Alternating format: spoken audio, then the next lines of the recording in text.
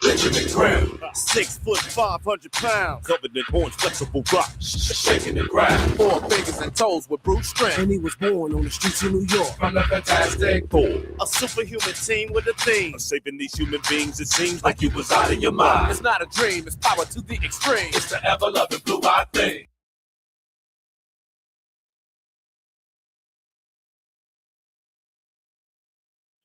Did we have audio? Yeah, we did. Sorry, I lost visuals somehow. It's odd. There we go.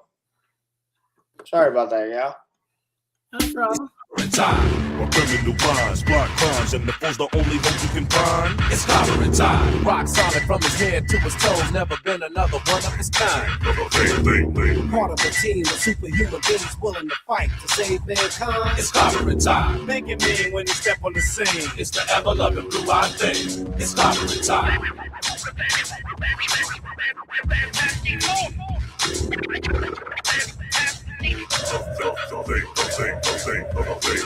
A gentle giant just asked the children. His base of operation is the Baxter Building, where you can find Susie, Stretch, Joe, and Junior. What in the name of my sweet Aunt Petunia? Yeah, the stress signal is bright like the moon. Pretty soon it be time to go fight Dr. Doom. When duty calls, just give him a ring. It's the ever-loving blue-eyed thing. It's clobbering time. Criminal minds, block crimes, and the fool's the only hope you can find. It's clobbering time. Rock solid from his head to his toes, never been another one of his kind. It's clobbering time.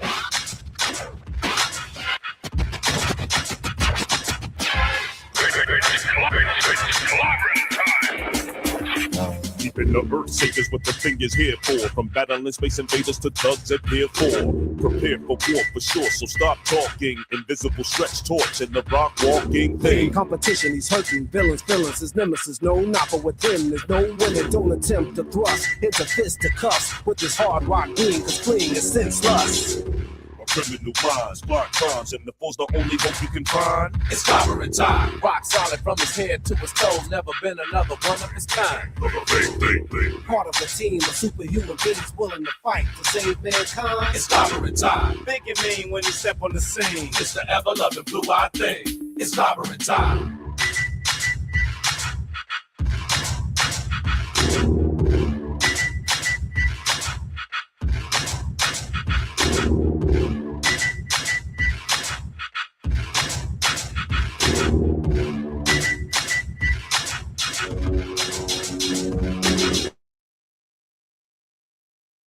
Awesome sauce!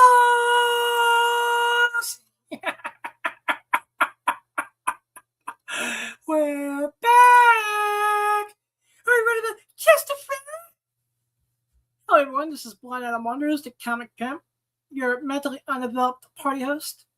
This is Awesome Sauce Radio. Happy Wednesday. I hope you're having a beautiful, amazing, and blessed evening. It's humid and warm tonight. Not complaining. Before we bring in JB and whoever else may be showing up tonight as we kick ass and take names, I'd like to thank the sponsors. I'd like to first thank the greatest pizzeria on God's green earth, the greatest pizzeria in all of Northern New Jersey, the official pizzeria of Awesome Sauce Radio. I highly recommend you try their calzone. The calzone I had the other night was amazing. They're at 1926 Union Valley Road, New Jersey 07421, 973-728-1344. DeMarco'spizza.com. They have in restaurant eating, delivery, cater all the events. If you have a special event you need catered, they're the people for the job. Make your own pizza.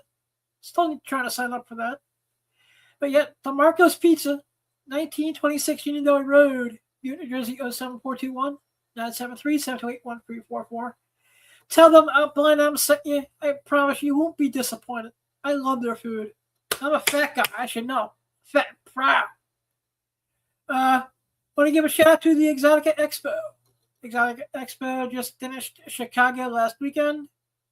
And their next stop on the Exotica tour is Minneapolis. I believe that's June 24th to the 26th. The only dates I have locked in is October 23rd to the 25th in Edison, New Jersey. Cannot wait to be there, live in a living color, if you will. Exotica Expo, we got porn stars, seminars, meet and greets. Great friend of the show, like Blake Blossom, will be all the Exoticas this year. ExoticaExpo.com, tell them about it, I'm setting you.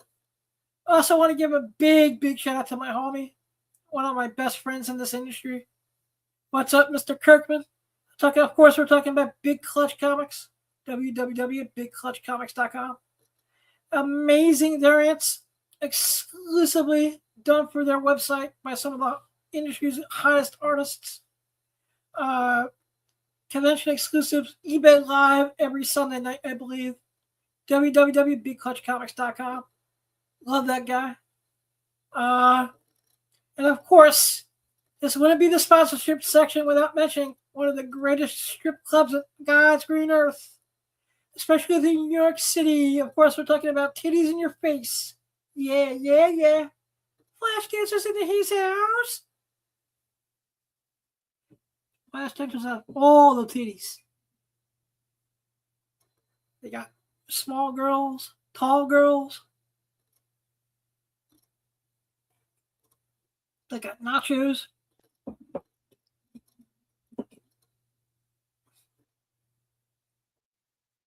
Hello, darling. Welcome to your new favorite club. You are a hard worker, so you deserve a good place to replenish yourself. Our bartenders will take great care of you, while our sexy ladies help spice up your night. Bring your friends, or make new ones here. Flash dancers, come join the party.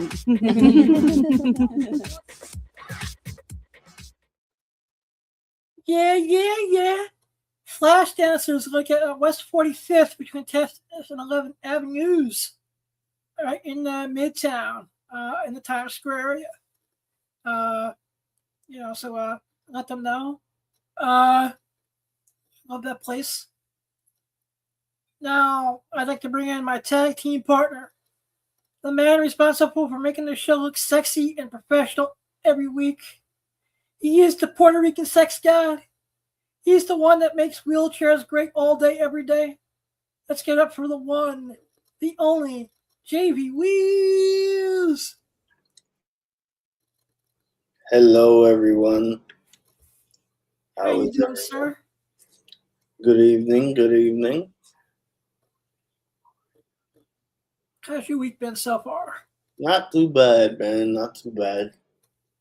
You know, pre-show got a little weird there, but, things happen. It's all taken care of now. Always, man. Yep. Nah, but we're good, man.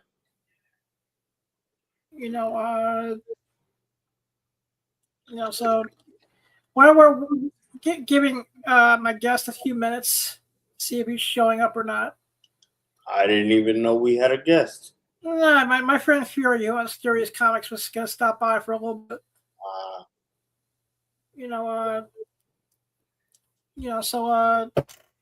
Basically, while we're waiting, you said you saw Daredevil this week, right? Yeah, I literally just wrapped it before the show today. What did you think for this week? I thought it was another amazing hour of television. I would have to say the same. I think this week's episode was beautifully shot. I love the tangles between the past and the present. Beautiful acting by Vincent D'Onofrio, as always. It's probably some of his best this season. I would say some more is yet to come, but same here. But I liked how he went from one range to the other emotionally within seconds. Yeah. But no, beautifully done episode. I'm excited to see where it goes. It was nice to have Ellen Hansen back on the screen for a little bit. Yeah, for sure. he does a great job as Foggy, and you know what, getting him back on screen, even though the flashback scene I thought was great. Yeah. Who do you think is in that trunk, dude?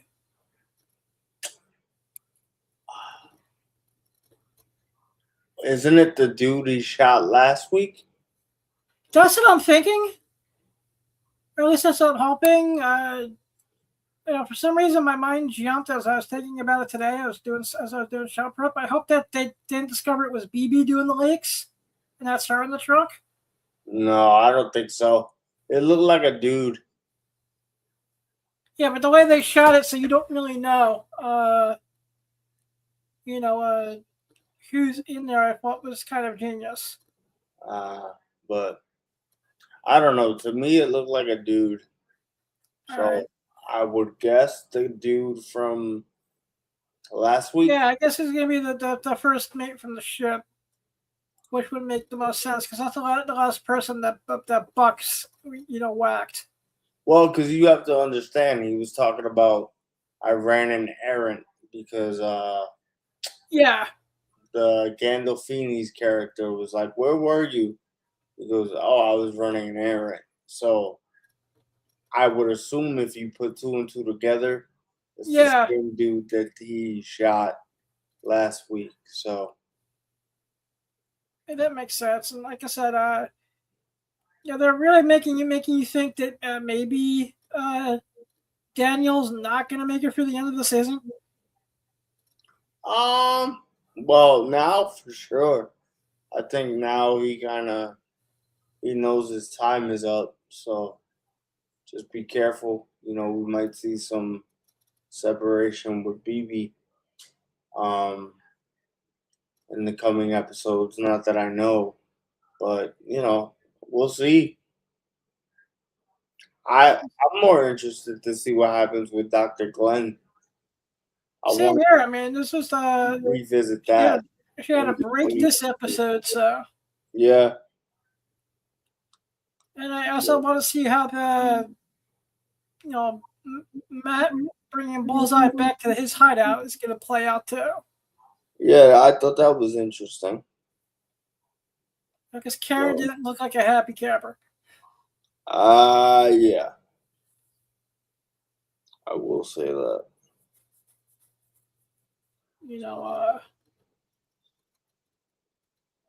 Like I said beforehand, as I'm about to send a message real quick to someone, I didn't see much of Raw this week. Yeah, I didn't either.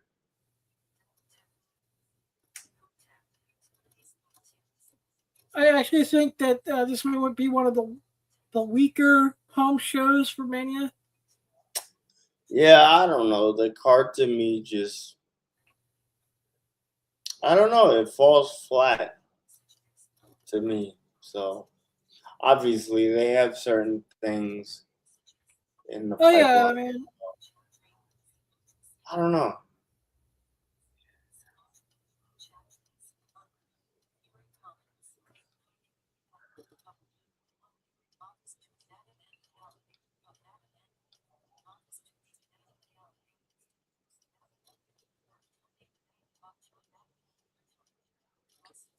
the music video was dope. Yeah.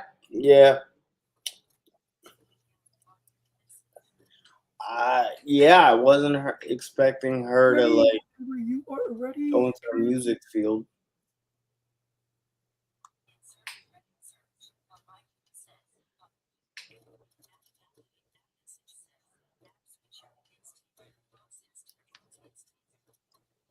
Oh. Yeah, did I feel the song needed a remake? Not so much. But, some guy's here, but I don't know if it's the guy you were asking for. Well, who just popped in? Who do you think? Hey, what's up, man? Glad to be back. I was expecting more excitement there, man. What happened? He just went, oh. I love disappointed. Good to see you again, brother. Same here, man. I'm just fucking wiped out from outside Don't set up. How is on the street today? Hot and dead. I'm like right near my air conditioning right now because it's so fucking hot. Yeah, no, I mean this was on. Humidity today is kind of like off. Just up to anyone. If anyone hears anything sounding like a vibrator, it's my house down in the background. Wait. You have a vibrator that's on in the background? No, it's the ceiling fan in my hallway. That makes like a vibrational sound. That's what's going on. Oh. I didn't hear it. So.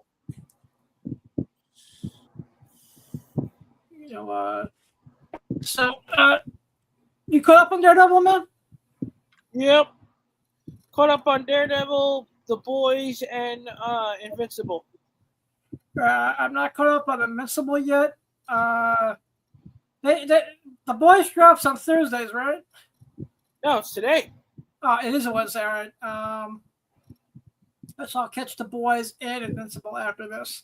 Let's just say there's a scene in The Boys that you'll love, Adam. All right, cool. Like I said, I'm not talking about The Boys because I know JB isn't caught up yet. So I gotta catch up on a lot. Yeah.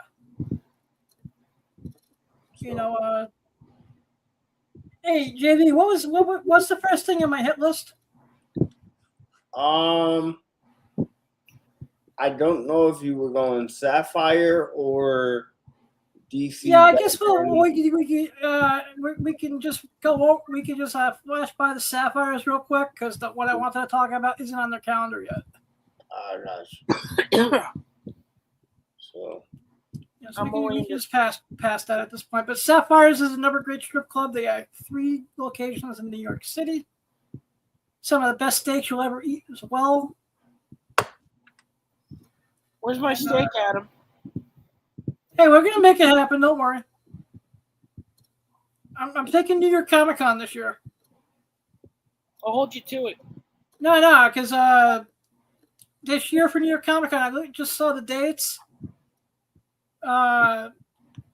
This is one of those years where it happens, where one of the days for New York Comic Con happens right on my birthday. Wait, it's happening on your birthday? Yeah. It's the 8th through the 11th, I believe, this year. Oh, I'm gonna have so much fun on your birthday again. I know it's kind of hard to top last year, though. Yeah, last year was pretty. I don't know. A few years ago was funny as hell. Yeah. And I showed me that video, right, JD, of him giving me disposable adult diapers. Oh yeah, you did mention. And fucking Metamucil. Hey, I know you're getting up there in your age, and I thought it would help. To be honest, the Metamucil somewhere on my nightstand. I don't know what I do with it. I know where the Depends is though. Good Lord. Yeah, I have the Depends in a bag and board. I just have to put it on the wall of fame. Wait, you bag and boarded the Metamucil? Yep, no, not the Metamucil, just the Depends. There you go. Well, you should just submit it to CGC while you're at it. Maybe I will. I'll bring it to the CGC booth at the upcoming con. Be like, can this be graded? Oh, you heard about the actress Shannon Elizabeth? No, I have not. Please tell me it's not bad news. Oh, it's not. Jimmy, you know what I'm talking about, right? Oh, I know. All right. Let me know what's up, man. She started an OnlyFans. No way! Awesome sauce. He's about to go subscribe right now. Look at him grabbing his phone Hey, already. The last time she was in the nude was like 99. That's crazy. I don't know if she'll be in the nude though. You know what I mean? Yeah, no, man. But she does have an infamous Playboy spread to her credit. Very true. Yeah, I've shown the issue a few times here on, I may have to try to reach out to her peeps, see if I can get her for the podcast. She's not going to be in Scary Movie 6. He's not? She's not. I don't know. They're actually going to go on with a 6? Wait, you didn't know there was a Scary Movie 6? No. Oh my god. You know I'm not a horror guy that much. It's not even a horror. That's true. So, JD, what was the second thing I had on the hit list?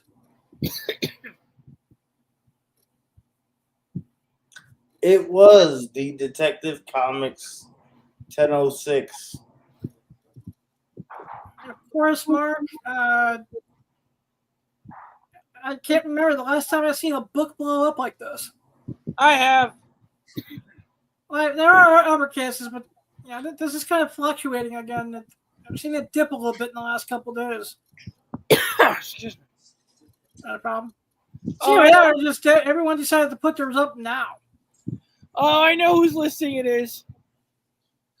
Yeah, so do I. I actually was winning this for a little bit. For like what, 2 minutes? Nah, I looked like I actually upped my bid to whatever is up currently. Right before I went live. Oh, it's actually not who I thought it was. Why am I losing? All right. And we got Fury in the building as well. Oh shit! Hey, what's up, guys? What's going on? Hey, what's up? The proprietor of Fury's Comics has arrived. The legendary, What's the up, guys? legend himself, the one, the only Fury of Fury's Comics. What's up, brother? I'm good, buddy. How you doing, Adam? What's up, Calamity? What's up, dude? It's fucking hot out there, man. I'm like, Yeah, I know. I know. But you're making it look all right because you're out there just lounging. I don't have a choice when you have scalding sun on your face. You don't have any shade in the spot you're in over by the Trader Joe's? Ironically, not a lot. Like it happens like around 2:30 where the sun is like scalding. beaming? over. Jeez. It How's doesn't- it going? How's it been going the outdoors? It's been slow a couple of days, but I think that's just because it's tax week and that's why I avoided the post office like the plague. I hear you. So, Like- Fury, how was C2E2 for you this year? I didn't get to go. C2E2, I did not get to go.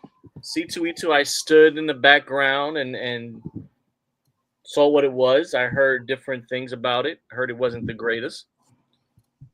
So it sucks, right? Because you had MegaCon, which was absolutely amazing, right? Well, you were at MegaCon over with At MegaCon, yeah. our good buddy Eddie over Comics Yep. Exposure. Yep. So I was there. So MegaCon was absolutely just amazing. So that was great. I love going to MegaCon. MegaCon, you got to go there at least once. That show just keeps getting bigger and bigger, and MegaCon is really good. C2E2. Hopefully next year. The last time I was there was 2022, and I did not have such a great experience. But right, I'll tell you this: every year that we've gone, it's just been great. It's just been really great.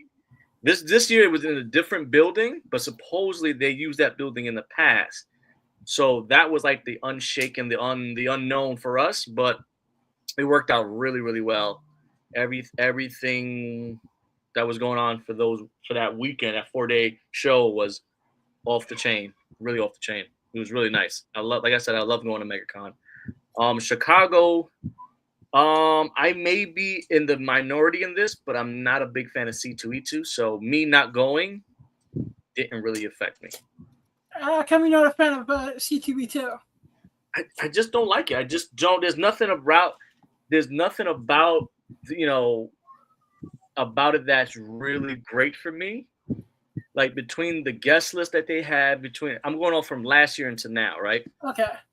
Like the guest list that they had last year was so, and then this year was like abysmal. I think the greatest person that they had was Campbell, right? That's pretty much it. Campbell. Yeah, that's, so that remember, was, Campbell's like probably the biggest guest I had.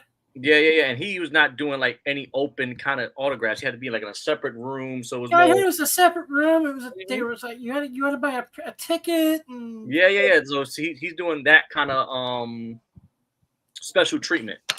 So he's doing the same shit that you did back at NYCC.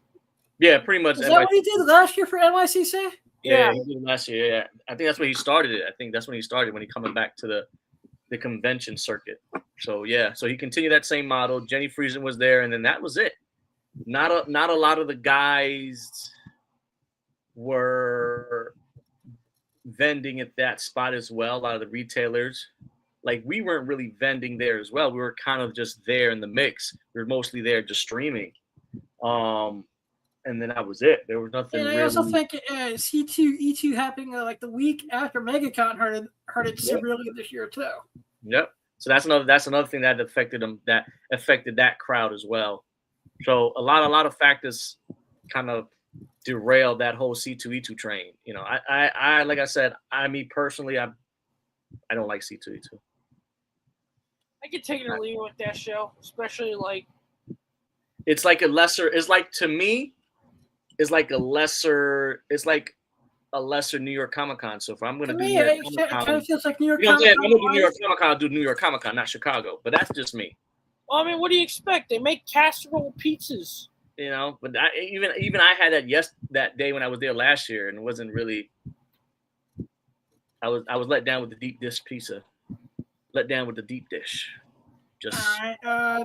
This is for everyone visiting New York for the first time. We'll let Calamity go first, and then Fury.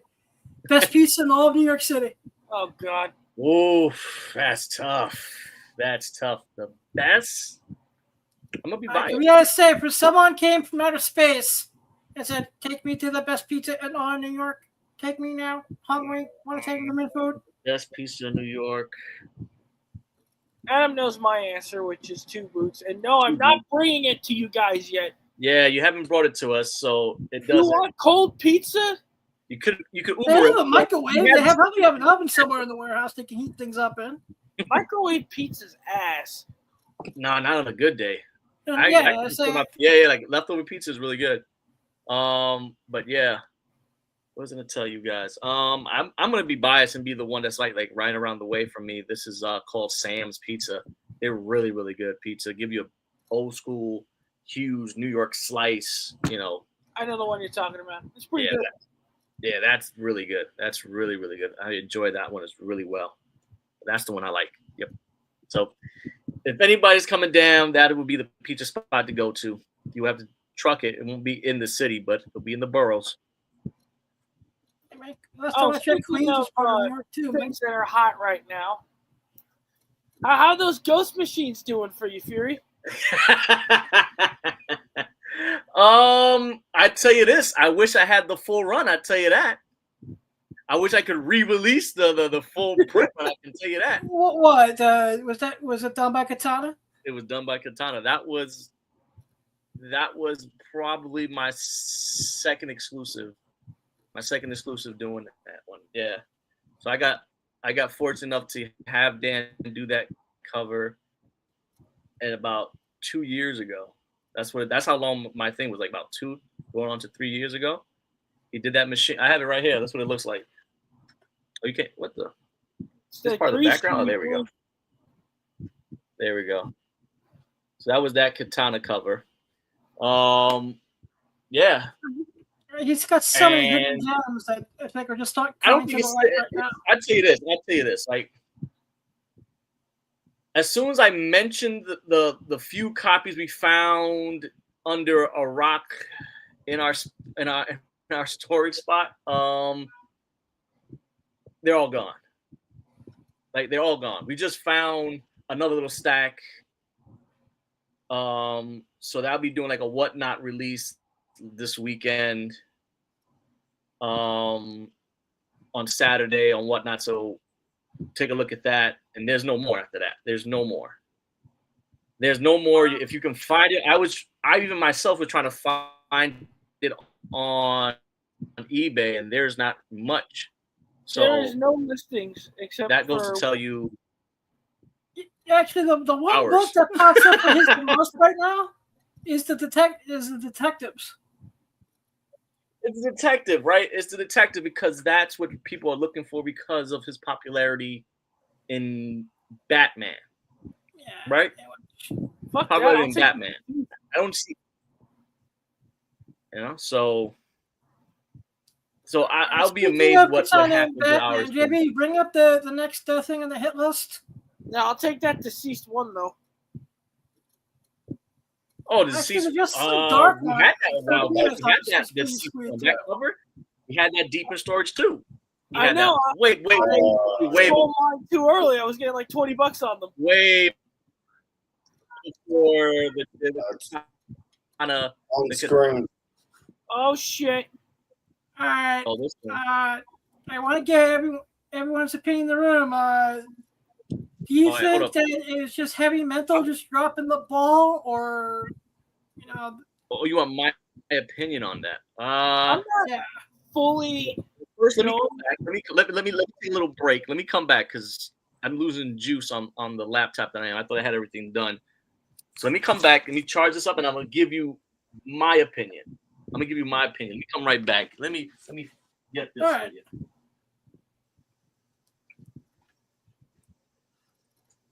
I mean, it's a beautiful cover. I just. Yeah, it is a sick cover. Okay, I have a hot take. You know what cover I like a little bit more than the Dan Quintana? What's that? Have you seen the Bill Sienkiewicz? I think it was Bill Sienkiewicz or Clayman that did it, because it had like Batman on Absolute Batman on like a crucifix, like an actual scarecrow. That one may have been the Sienkiewicz.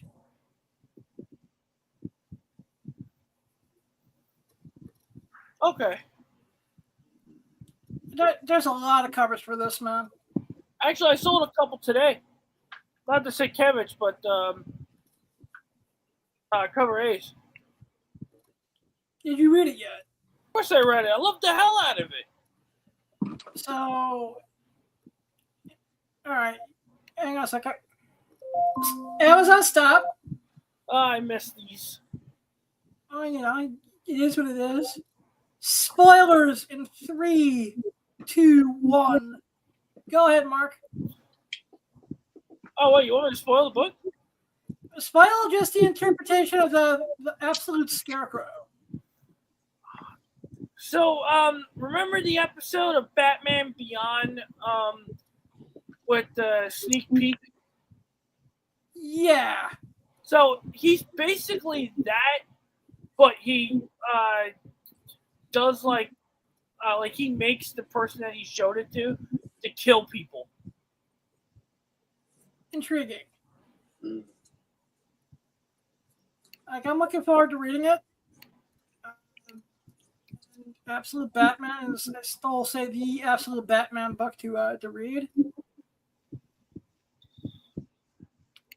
Am I allowed to say one thing about Invincible that is not getting into too spoilery? No, go for it. So, remember a certain somebody that I wanted to voice Argle? Yep. That actually happened.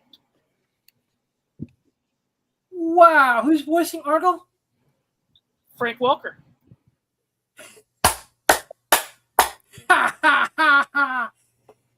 right, hats off to Prime's casting for doing that, especially when you have Thaddeus voiced by Peter Cullen. I can't wait to watch it now.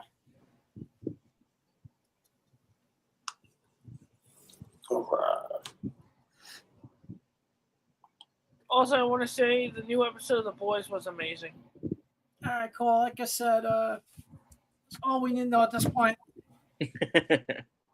So I'm back. So what are your opinions about that? I'm curious on what your opinions Let's are. see. My opinion is I think the retailer kind of got greedy. I think for heavy mental, and if he wants to come on and debate this with me, he's more than welcome to come on. There's always a seat at the table for anyone on the show. And I think this is his first big time, exclusive, and it just got out of control. But the way he handled that, I thought was kind of shitty, though. Wait, I don't know the full context of everything. So what? He dropped them at a certain price and people paid it, and then he upped it. Basically, it started. He did only a couple at a certain price, and then when they started doing for auctions, they started going nuts. And it seems like once a year we get a new some type of drama like this, usually around this time period too.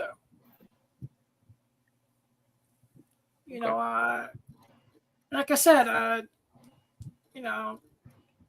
couple of the comments that Katana made weren't all that great either, where he was just like, hey, you're paying for the art, something to the effect of the my artwork, I know its value, blah blah blah, which I know turned a lot of people in the hobby second guessing for a second.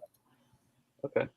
What about you, Calamity? Do you know what the whole thing is about, or are you just kind of catching up? I'm kind of catching up. I was just been busy with shit that I didn't. So like he upped it after all the people overpaid on the auctions. No, so this is what happened, right? And then Adam, you can correct me if I'm wrong. So what happened is he had the book, right? He had a whole bunch of different treatments, the virgin, the foil, all that shit. So what happened is that he dropped only a few, right? Dropped only a few. Yep, it was only a few. They were instantly gone. And then he dropped another few, upping the price, like substantially. And then those were gone. And then all of a sudden he started offering random covers, random signatures and remarks on his. And that's when he started reaching, the bigger. They went up to like $1,000. No, they went up to like almost $2,000 or 14. Yeah, That was that range over there, yeah. And so that caused a huge ripple effect with everybody. And then he was done. Suppose that was it. I think my opinion about it, it's his book. He can do what he wants with it. I can understand why it appears as scummy from a collector's standpoint. But again, you got to pay for the books. You got to pay for the art. You got to pay. Wait, does DC still make you pay for the printing plates? Mm-hmm. All that's included. Yeah, all that stuff is included. You got to pay for the freight shipping. And I'm like, and if a cover does as well as that, make that bank. Make that bank. So we're kind of split here. Yeah, because I'm kind of like, hey, he's got greedy and scumbaggy. You're saying, nah, make that paper any way you can. I have no problem with him making his paper. It just, if you're going to, put a brand out to the world, don't you want to try to shine the best possible light on that brand as possible? Just doesn't make me want to do business with Heavy Mental in the future now. Oh, sorry, I really misunderstood the whole concept. Yeah, I'm kind of like leaning towards what you're saying, Adam. Like, yeah, it's just like, hey, at the end of the day, whatever you do, like on Whatnot or eBay Live or wherever, you're kind of repping your brand to the world. It's like, I kind of feel like you want to try to give the best possible light possible. Okay. Okay, so now it's my turn. My opinion on this thing. I want to say, I think what happened here was... How can I put this, brother? What's my opinion on this?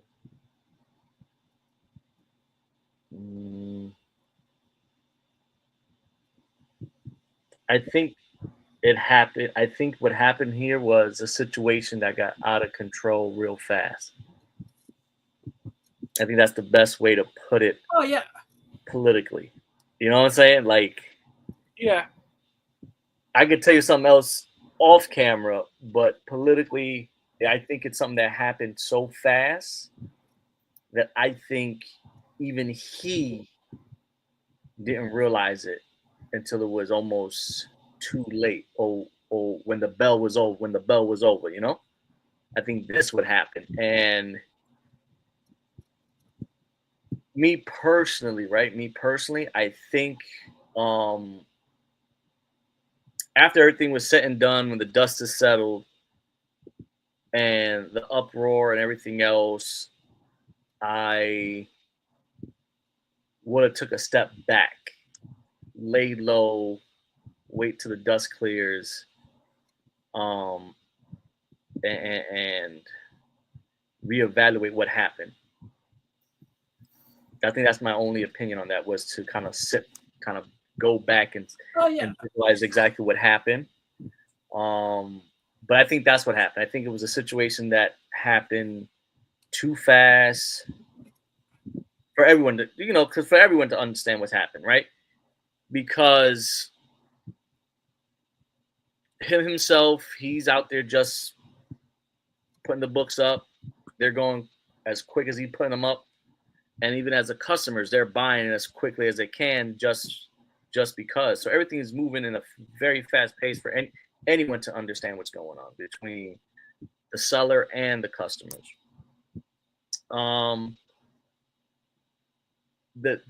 Because you're aware with what kind of damage control he was trying to do, right? That I think that made the situation worse. I understand coming that from a PR stance, I understand what he was trying to do. Yeah. But optics, perspective, it just made it look worse than it is. You know what I'm saying? So that my only opinion is if this situation happened, I would have just fall back. I go, all right, cool, this happened. I fall back, make sure each and every package is shipped well, packaged with a bow tie. Thank you for everyone that did that movement, and kind of wait till the dust settles, things disappear, reevaluate, don't even make a statement. Because especially a statement when there's really strong, very, very, very strong opinions, and because to me it made that situation even worse than he planned to when he made that statement, when he brought out that statement. On a PR standpoint, having the publicist in me come out for a minute, it's like someone should have told him to keep his mouth shut. Yeah.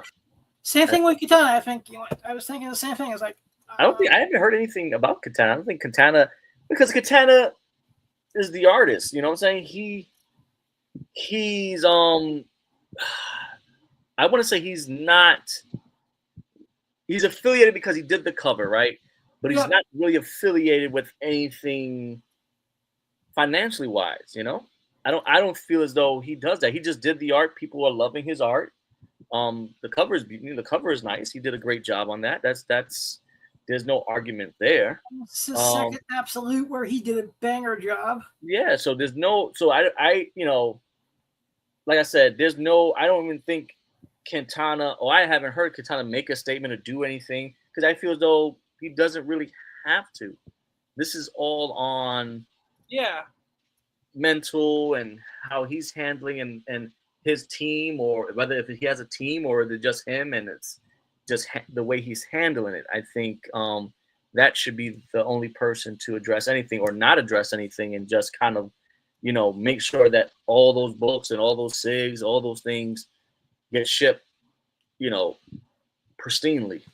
That's like you go after a show that came out and people decide, hey, let's attack the actor. And I'm like, no, you don't do that.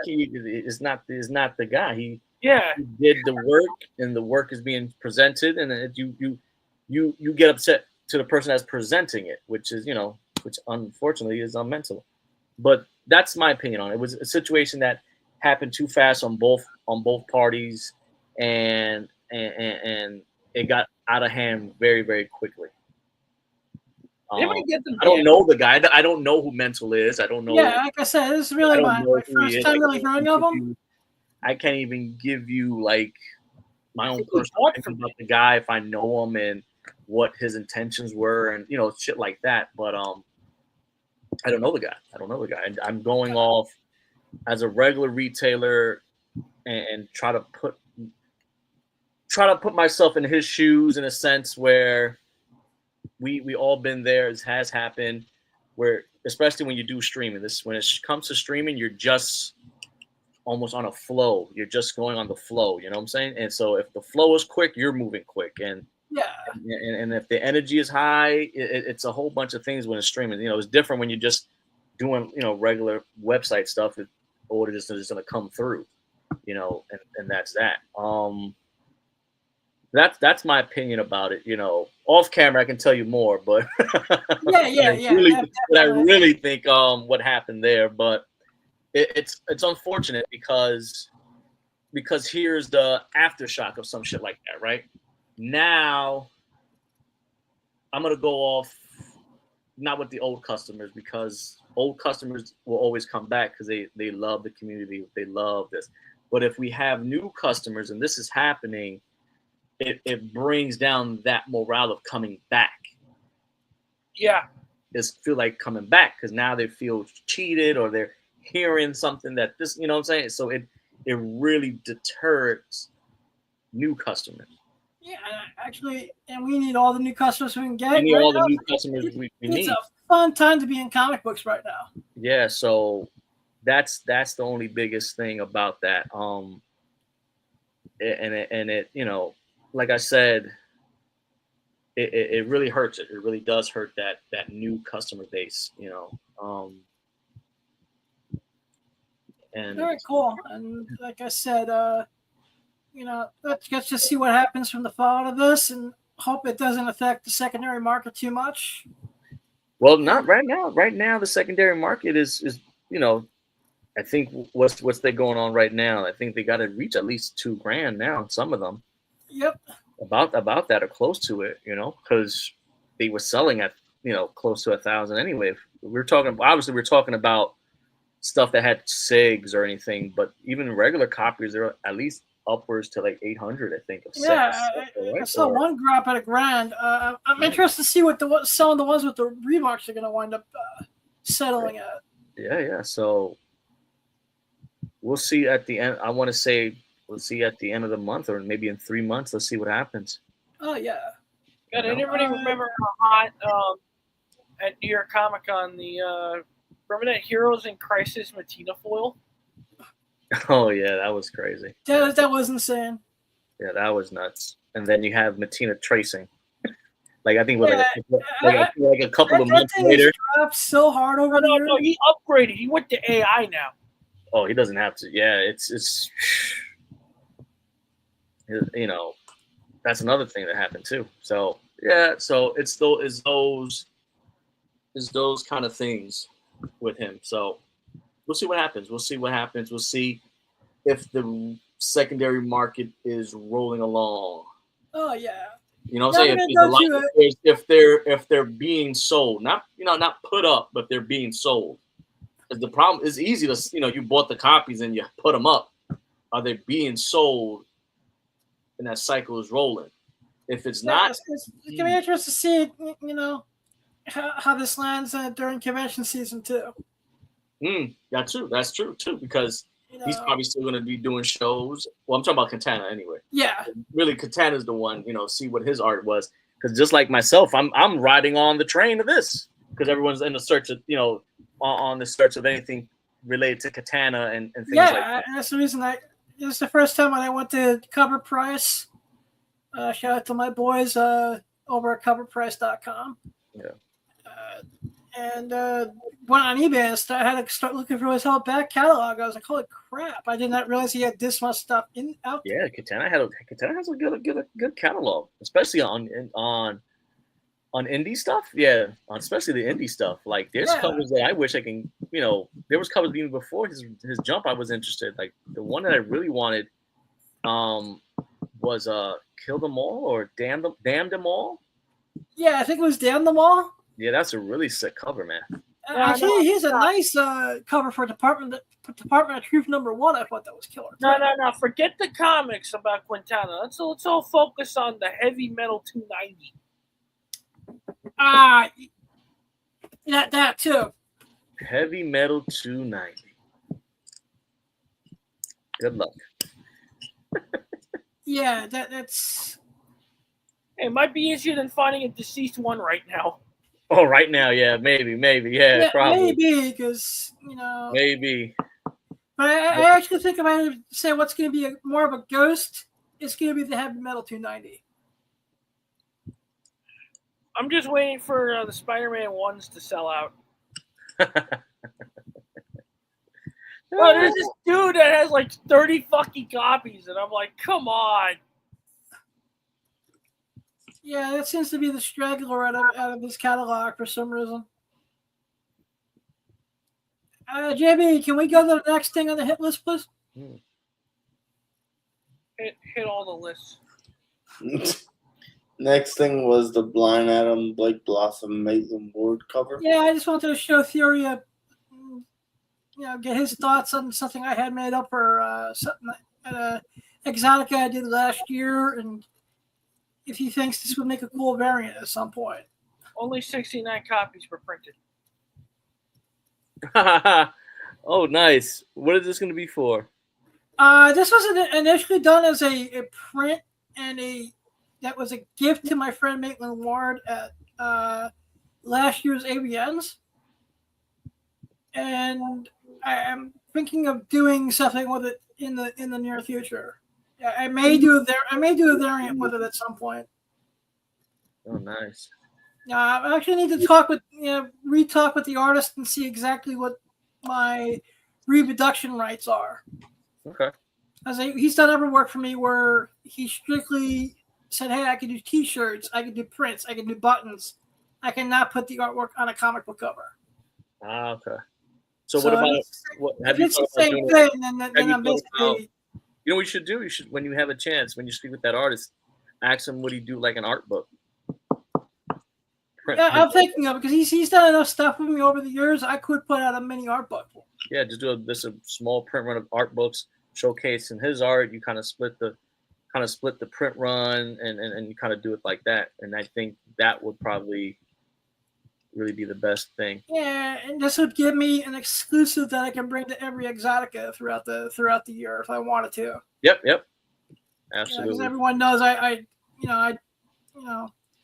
Exotica is like one of my my Super Bowls of the year.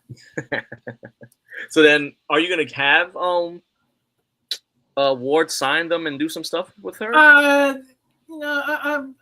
Or what? Or actually, Blake would definitely sign some stuff for me. And Maitland, if we could just make everything, work with our schedule, I'm sure we could work that out too. Okay, so that'd be I was talking to her at one point about her coming to Big Apple, but she's based out of what, Cali? Yeah. Okay. The cover looks nice. Thank you, man. That's shout out to Matthew Arnold, who. Shout out to Matthew, man. Like I said, he's going through some serious health, issues at the moment. So, he's just in my thoughts and prayers. Okay, same here then. Yeah, that's the other reason I've been trying to showcase everything he's done for me over the years too. Yeah, so that would be that conversation I have, and you can have. Yeah, I'll definitely have it with him at some point in the week or so. To keep me distracted from my own adulting that I'm doing. Anybody see the new covers for Absolute Batman 20? Oh, the Robins? Yeah. The what you call it? The Pacific Rim Robins? Right. No, the ones with him with the flamethrowers I thought was kind of cool. Which one was that one? No, I didn't see that cover. No, I didn't see that one. They just announced EOM doing a cover. Yeah, you saw that. That was very man, why do I feel like I've seen that kind of movement? Very Gundam kind of. No, it kind of reminds me of Queen News of the World. Oh yeah, a little bit of that. Yeah. It's weird. It's weird. I don't know. I don't know what that was. It'll be like I said. This whole absolute Batman run is very, very interesting take on everything, on everyone. So I'll be wondering what are they with him? Are they against him? Is like a special third party company? Like what? You know what I'm saying? Like it's nuts to see what the Robins are. Will they still have the same name? Will they be Dick, Damian? You know, Yeah, no, will they all have? You know what I'm saying? It'd be. I'm very interested. Does he take? Are they part of his team now? Or no, they're against him. It's like it's a kind of like a vigilante group, like Infinity Inc. It's like they're Gotham Infinity Inc. Because in issue 19, do you care about spoilers? No, not really. Bruce is now accused of killing Commissioner Gordon, which was caused by Scarecrow. Oh, okay. So Arc M decides to send Absolute Deathstroke to promote creating the Robins. Oh. Now I feel bad now. You should never spoiled it. No, I'm joking. No, I'm joking. Okay. Like I said, interesting take. So now they're what was once, my boy Wonder, now he's out there trying to take me down. It could be worse. It could be spoiling the boys. There's some of us who aren't caught up yet. I've seen the boys is fine. I've seen it. Invincible, I've been really slow with Invincible. I don't know why. I'm usually on top of it, but I've been very slow with Invincible. I'm caught up with the boys. The boys are another one that kind of wonky as well. Yeah, that's weird because there's barely any issues of the boys that hit above $5. Yeah, but I was talking with this about over 20. I don't know what the aftermarket for the boys. Think they went out the window after season 2. But why is that? Because it's one of the hottest shows on Prime, and even the spin-offs like Gen V and I forget the name of the animated version. Diabolical. I think it's because Diabolical. Honestly, I think it's because, and I'm just throwing, shit into the machine. I think it's because it's not really the boys in the sense like they've gone a whole new direction of storyline with the boys. It's definitely not the same boys if you were reading that crazy book. There's certain hit and misses with things, but I think after season 2, I think people were just kind of got tired of it. They kind of was like, all right, cool. This is the boys. This is a different take of the boys. And there's probably, I think they're even now, I think this is like reissuing issue number 1 again, Oh yeah, with the bloody blind bags. With the bloody blind bag and stuff. But this would have been a whole different conversation if they were re-releasing the series again or doing it again, maybe would have, maybe there would be more hype for it. But The Boys is a very niche kind of show. I can see, yeah. It's not like Invincible where you can kind of digest it. You're not, let's be honest. It's hard to sell a dude fucking literally choking you with his dick than, blood and guts. Yeah. Invincible. It's kind of hard to kind of sell that in any type of reselling kind of way. You're in a different kind of I don't know, fans. Yeah. I guess this is like one of the few comic book properties when my brain goes to Rule 34 or parody or any of that type of stuff.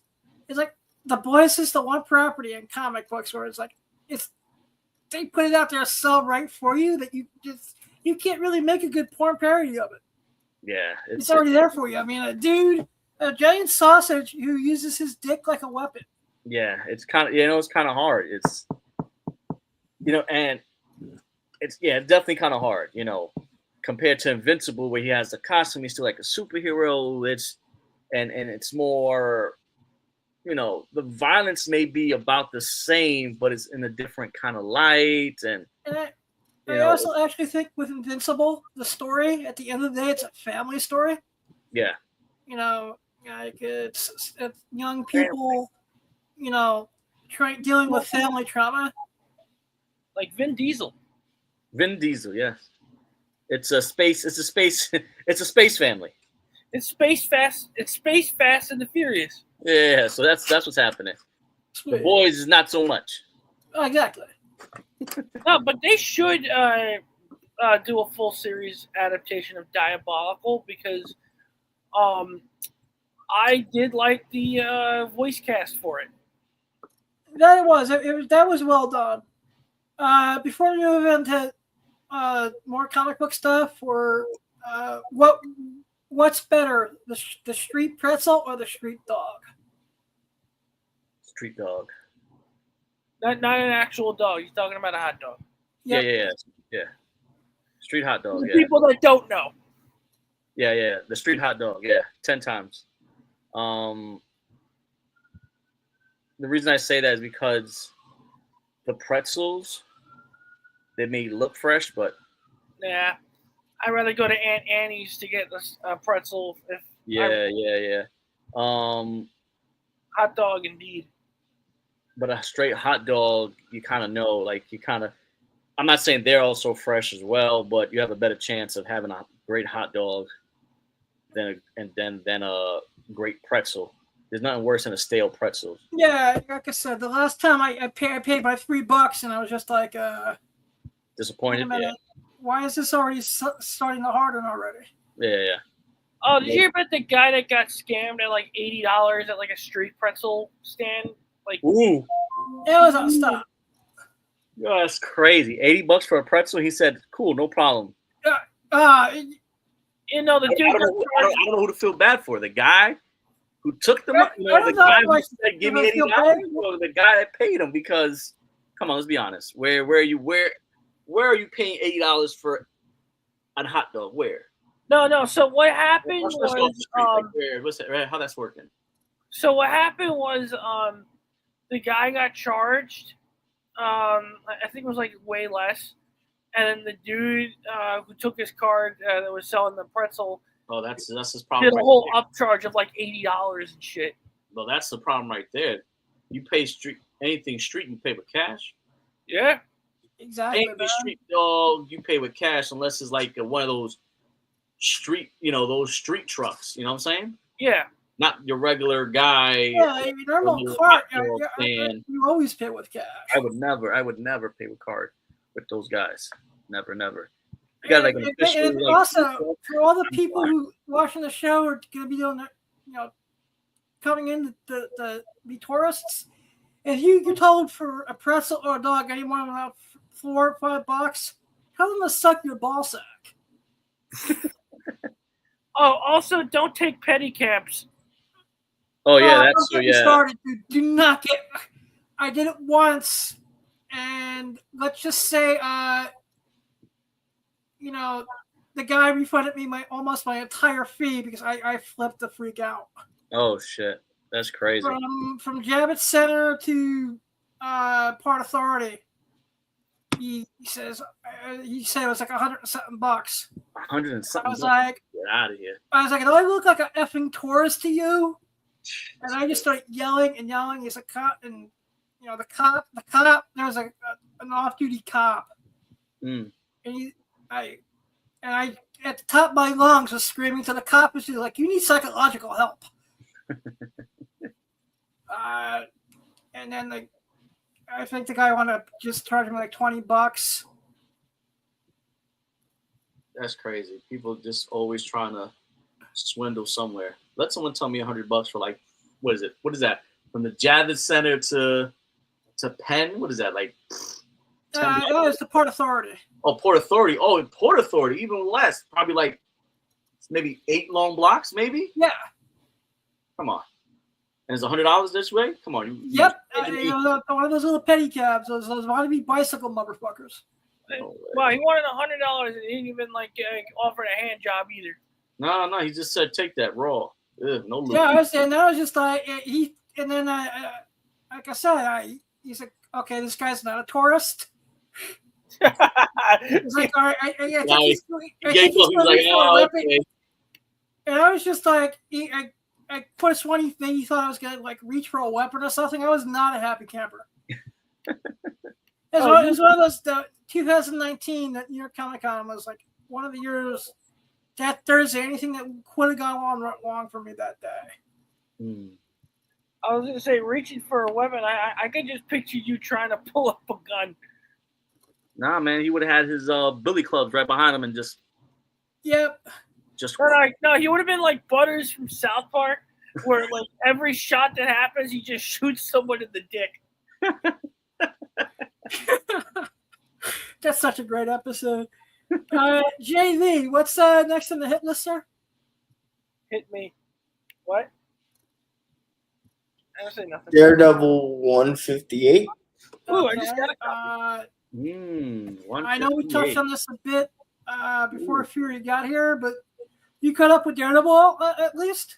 Yeah, yes, Daredevil, absolutely. I saw yesterday's episode, so I'm all caught up, buddy. The Watcher's in it. That's what the people are saying. There was a video on YouTube about the Watcher was actually watching at the end of season episode 4. Yeah, no, that was Eris that pointed at that out, and then the producer confirmed it. Yep. Oh, they confirmed? Yeah. Yeah. Really? This is because Arias said it. Yeah. If I would have said it, they would have said, "Shut up, kid." Yeah, exactly. So, what are your thoughts on DD so far for this season? Oof. Calamity knows I'm a big Daredevil fan. I'm biased, right? So I'm loving everything about it. I also got to remember that there are liberties that they take with that show. There's certain things that, without me nitpicking, like the whole Vanessa thing. Oh, yeah. Bullseye being helped by Daredevil to this extent. But besides that, it's just great stuff. It's just great. It's great. I'm really like the guys that are playing those anti-vigilante guys. I don't even know that guy's name, but I like North every time he Mole shows and Powell and all those guys. Yeah, man. Every time he shows his face on the screen, I just hate it. Like he gives me that energy. Like I hate him so much. I'm waiting for like a billy club thrown right down in this temple. You know what I'm saying? Like can't wait for that moment to happen. I think we're gonna get that moment. Yeah. But I'm fine with. I'm loving everything about it. I'm loving everything about it. Like, I'm more curious, and this is me just being a nerd. I'm more curious. Just like these guys are theorizing that the Watcher was there and this and that. Are we gonna get our appearance of Rose with this guy? With the what's this guy's name again? Daniel. With Daniel. Young Tony Soprano. Young Tony Soprano. Maybe I'm shooting the gun. I know it's his son. Yeah, actually, I'm waiting for them to drop like that. His son. Are we gonna get a Rose out of this guy? Because he's, spoiler alert for anyone else who's watching. He's about to hack up a body. Yep. If he hasn't done it already. So but I don't think he's gonna be the Rose. I think he's gonna wind up being Kingpin's other son from the books, Butch. Oh, what you said, Butch, right? Yeah. I don't know. Maybe I'm like I said, I'm reaching. I wouldn't mind him being the Rose. You can see him man. about with the Nemo kind of mask if they do it that way. I don't know. I can see it. No, you're all missing the real Fisk villain. Who would you say? Princess Fisk. Princess Fisk. Season 3, my friend. Season 3. Yeah, definitely. Season 3. Princess Fisk. When they eliminate Rose, she'll make her appearance. Like I said, hey man, that wouldn't be such a bad turn for BB, to be honest. Hey, it would definitely definitely turn it up. Or shit, fuck it. Yeah, I mean, BB become lady. there's times when the BB character annoys the living hell out of me for some reason, and then there's times I enjoy it at the same time.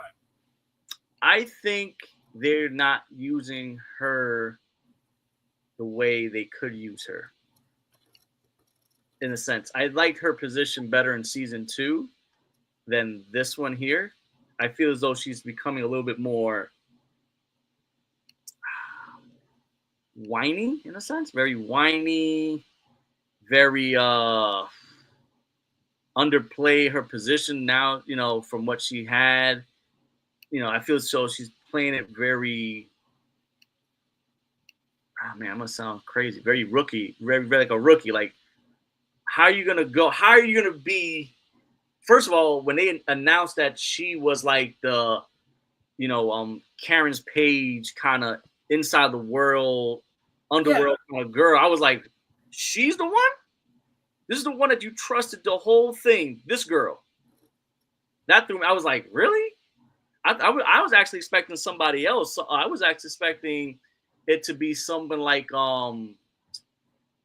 because we still haven't found out the whole Jessica Jones and how she gets into it. I thought she was giving that off to what's her name? Hellcat, to Patsy. Yeah, that's what I thought too. That's what I thought, Patsy. I was like, oh, Patsy, she's the main one. But you giving it to her, I was like, and the way she's trying to play with Daniel's feelings and trying to get in there, and 1 minute she's hot, 1 minute she's cold, and now she don't know. You know, it's like, that's, you know, once again, I'm nitpicking because it works for the show, but I feel as though that would have been a really cool segue to have. Yeah, and even on the Patsy on the and Netflix Jones comes to the mix, and you know that whole thing. Even back during the Netflix days, the one move that they made that always bothered me as a lifelong Daredevil fan, they killing off Ben Urich in season 1. Oh, they did that because of that. They were trying to stay true with the comic. I felt it was too early to do it. Yeah. Like, I felt it was too early to do something like that, because Ben Urich played such a really, really big role in the Daredevil mythos that he does in the Spider-Man, you know? So it would have been really, really cool to see him last a little bit longer. Yeah, it would have been a little bit better than, you know, and then actually it would have been better if he was actually to even to this season, because then if he lasted long enough, you can kind of emotionally understand where BB stands, right? You go, oh, you know, now this guy, she literally has her, not a step of going off and saying, oh, you barely knew him. You know what I'm saying? Like, you barely knew the dad. Yeah.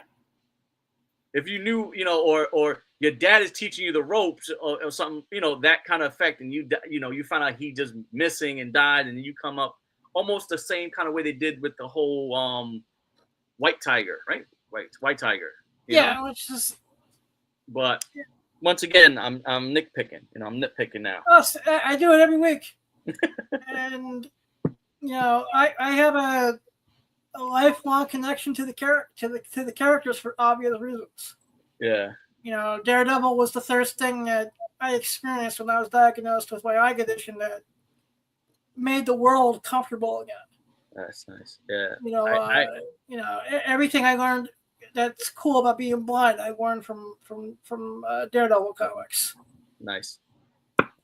And especially the Frank Miller run. Oh yeah, that's the run. That's the main run. I think that is the definitive run of Daredevil. Yeah, that's like, I want to say that's like the Neil Adams run of Batman. You know, that's it.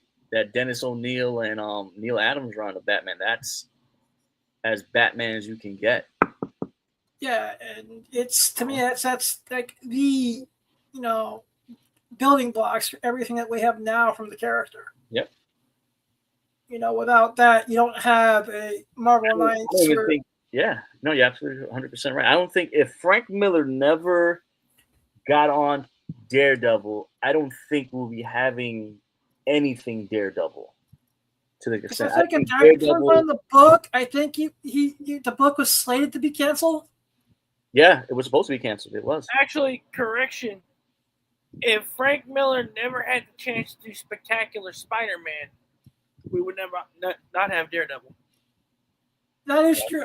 That is true. That is true. You know, because That those is two. true, because he had to do that before he even got there or even offered it to him. So if it wasn't for once, hey man, Spider-Man, the house that Marvel, you know what I'm saying? Yeah. Spider-Man is the house that Marvel built, man. Yeah, that's it right there. With that storyline, definitely leads his way into Daredevil. Yeah, but yeah, it is definitely definitely worth it. It's definitely worth everything. It leads up to even Daredevil back issues on the secondary market right now. yeah, it's everything. It's pretty much Miller, and then it goes like this, right? Because I'm gonna be honest, right? It goes from Miller, right? We're gonna go from Miller to that Churchill run that we have that you're pretty much watching right now to an extent with the whole Mirror, Kingpin, the Anti-Vigilante League, and all this other shit that's going on. That's pretty much the top Daredevil stories that's happening right now. Like, there's nothing else, you know, we can go back to the Silver Age stuff and the hokey pokey stuff with I have a hard time with some of that Silver Age Daredevil stuff. Yeah, like the only cool stuff about that for me, that Silver Age, Bronze Age stuff was obviously the relationship with Natasha. That they had like a good run of those. They were really great covers and storylines with that. Because that when he was in Cali and stuff like that, and Bill still kind of was slowly building that mythos with him. And then after that, when Miller brought it back to New York and everything else, that was it. There was no turning back. The Anacento run is, you know, just legendary. Yeah, that was yeah.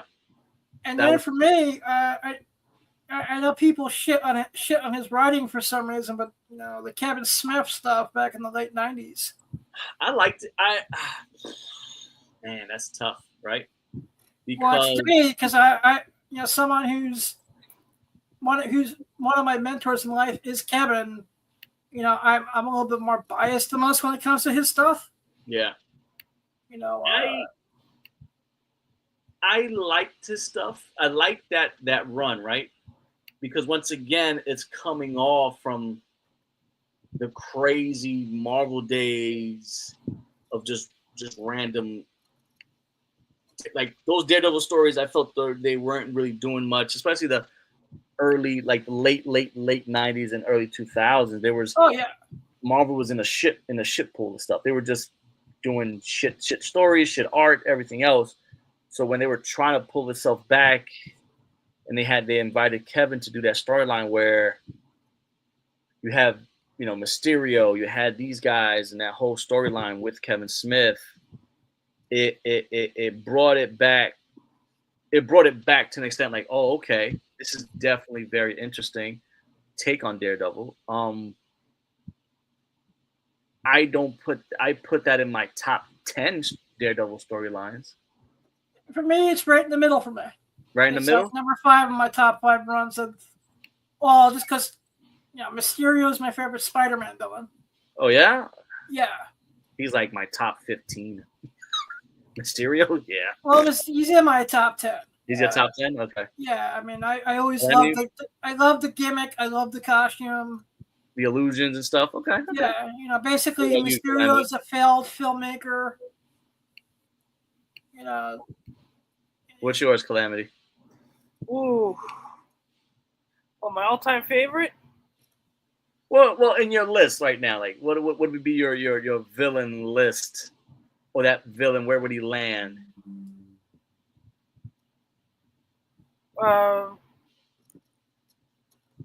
Regarding what, like Spider-Man villains? I would say Spider-Man villain. I would even say opponents that Daredevil has faced, where you go, okay, I can see that on his road. Okay.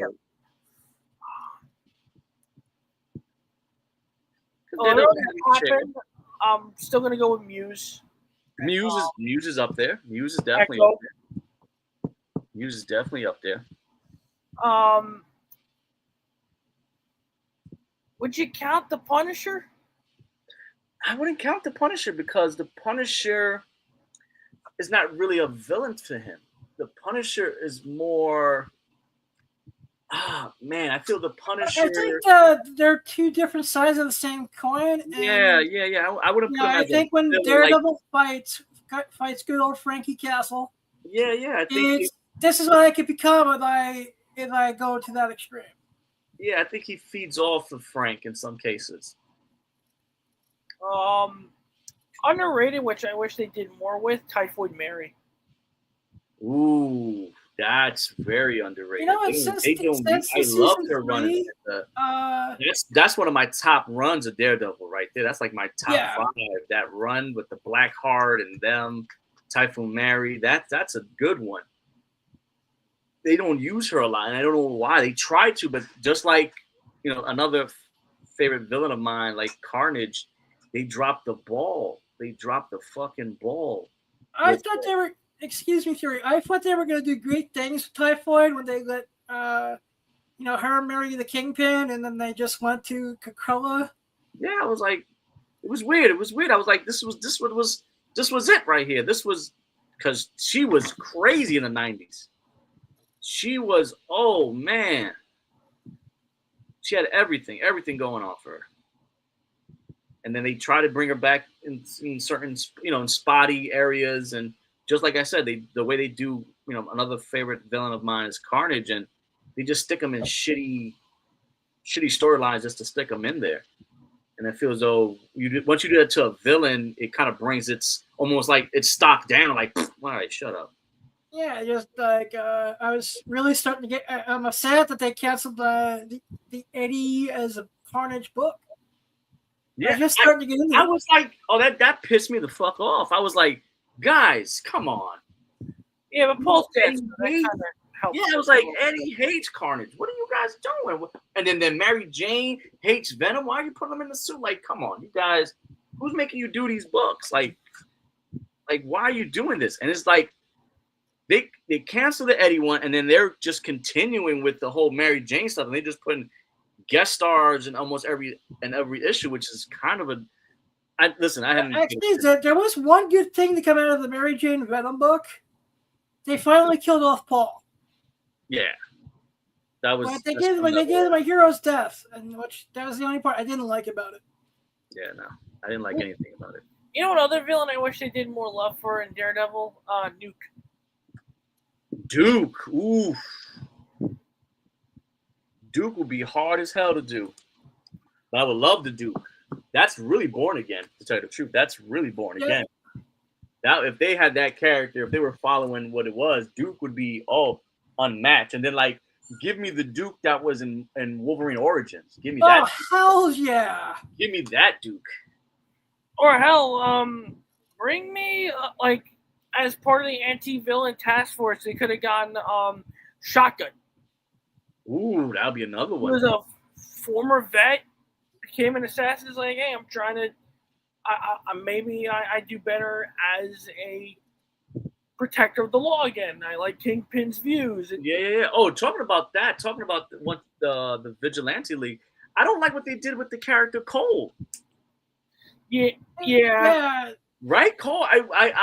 I had to watch another episode twice, and then I heard his name, and it kind of rang my bells, and I'm like, wait a minute, this is nothing like Cole in the comics. Like, why did they underplay him? He was supposed to be on Daredevil's side, and he was supposed to be that kind of cop, And I was like, why do they do this? Unfortunately, I think they gave that role to Cherry, and then we saw how well that worked out. Yeah, actually, you know what would be good for season 3 if they just be like they stop Kingpin as the main villain. Give me fucking Vigil.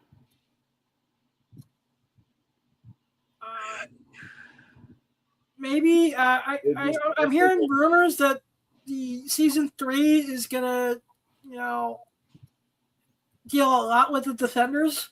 Yeah, so I Vigil will be too early. Honestly, give me Lady Bullseye. That I would run love right to see there. it.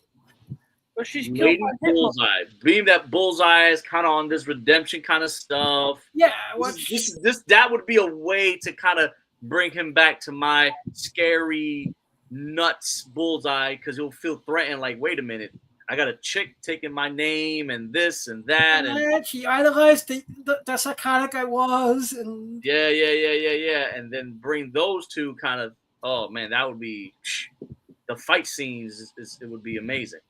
Only the cool thing about that, if they can tie, make it mirror the comic a little bit. Lady Bullseye, what was it, villain of Wilson Fisk? Only if Daredevil teams up with Hitmonkey. Yeah, Hitmonkey, yeah, because they had. I don't know, because Hitmonkey. They'll do like what was the episode I saw, some shit like that, where they just randomly made the whole episode animated. That's what they'll do. Make one episode animated to bring Hitmonkey on. No way, Hitmonkey's a ghost. On the one condition that they bring Patton Oswalt back, they do the voicing. I take that back. That was MODOK. Excuse me. Yeah, MODOK. Yeah. MODOK. No, that's Fred Tatasciore. Yeah. Still, I mean, I think those two animated series got the short end of the stick. I think they were released too early. MODOK, I could take it or leave it, but I actually really enjoyed the hell out of Hitmonkey. No, Hitmonkey is pretty good. Like I said, I think they released that one early. I think they had to take advantage of all the Deadpool, like when Deadpool Wolverine, that kind of motion was happening, because I feel as though you can guest star Deadpool in that. I think it would have done well. Yeah, what about that canceled Deadpool animated series? Bring that shit back. That would be amazing, and if that dropped before Harley Quinn, it would have had that type of energy to do it. No, wait. Bring back Spectacular Spider-Man. It came out in 2006. It is decent. Hey, JV, what's next on the hit list? Hitmonkey. I'm gonna laugh if I'm right. No, it's not, man. No, it's not. Don't ruin my dreams. I wish. That's what I'm here for. It's the Betty and Veronica pinup from C2E2. Wait, Yep. Did it a C2E2? This was a C2E2. How did this come about, Fury? Oh, you're talking about this cover here. Yeah, I thought Archie themselves had a table and did one. No, I actually did one. I did one. This is the one right here. Yep.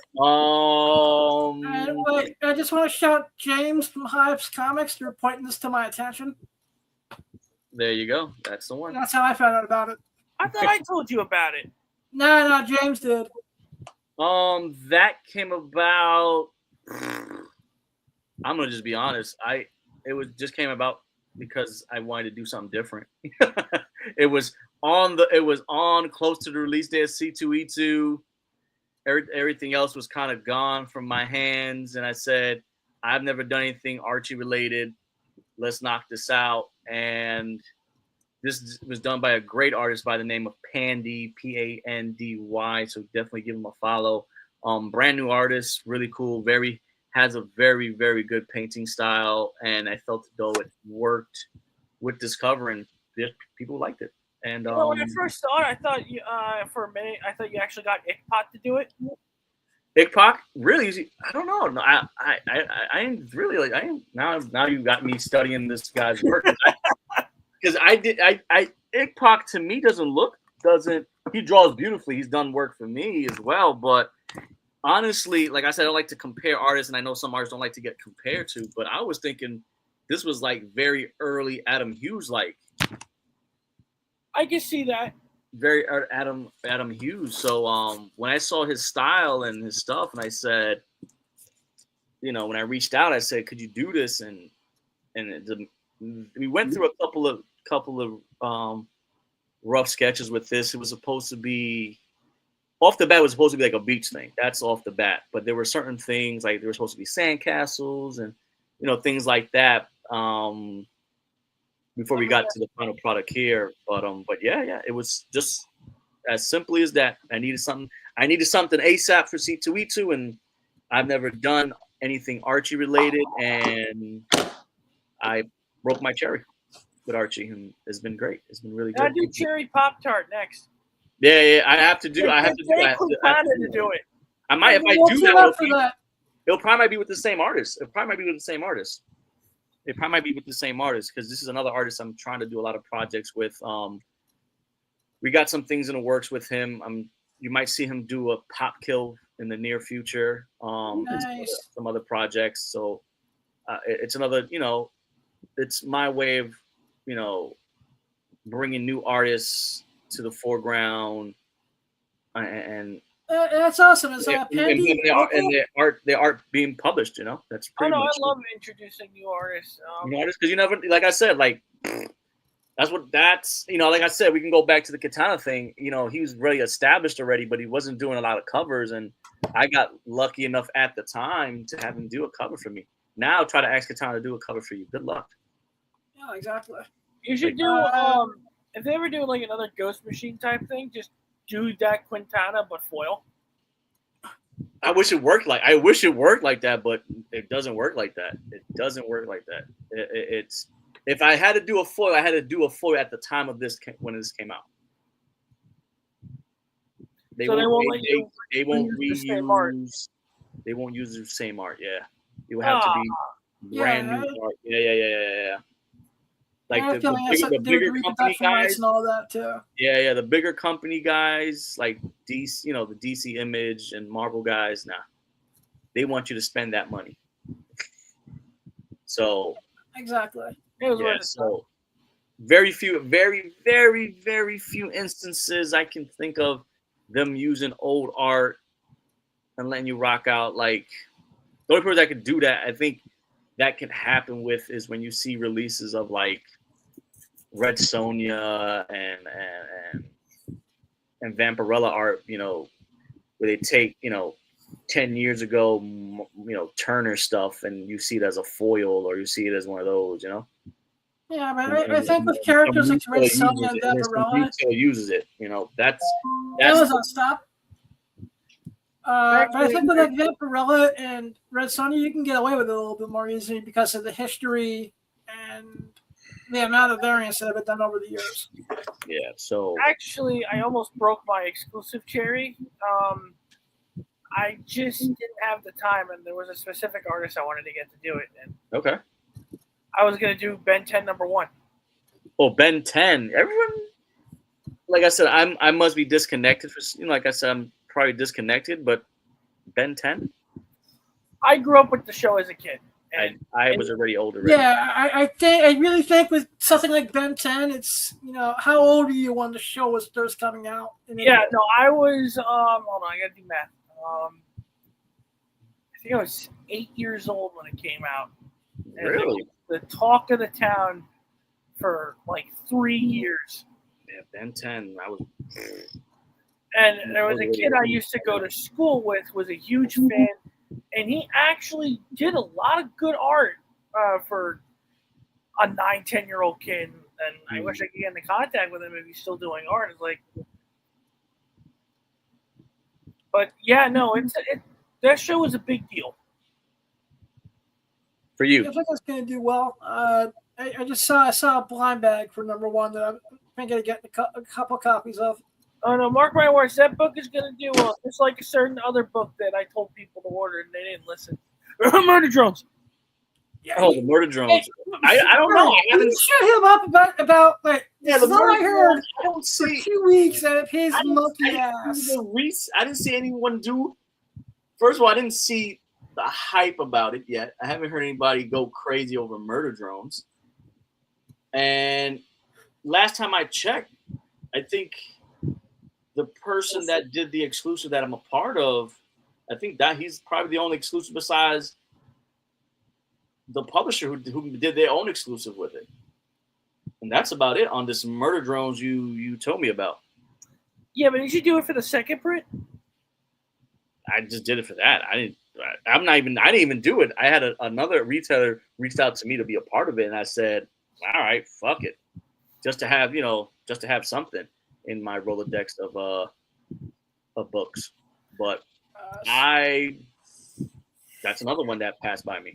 No, I knew it because I actually watched the show and I followed the analytics of the animation company Glitch, which is now becoming basically the Image Comics of the animation world. Okay. It is the second most popular series that they did. Mhm. And the first one is called The Amazing Digital Circus, which has accumulated over $5 million in movie theater sales for their final episode. Wow. Okay. I wish it translated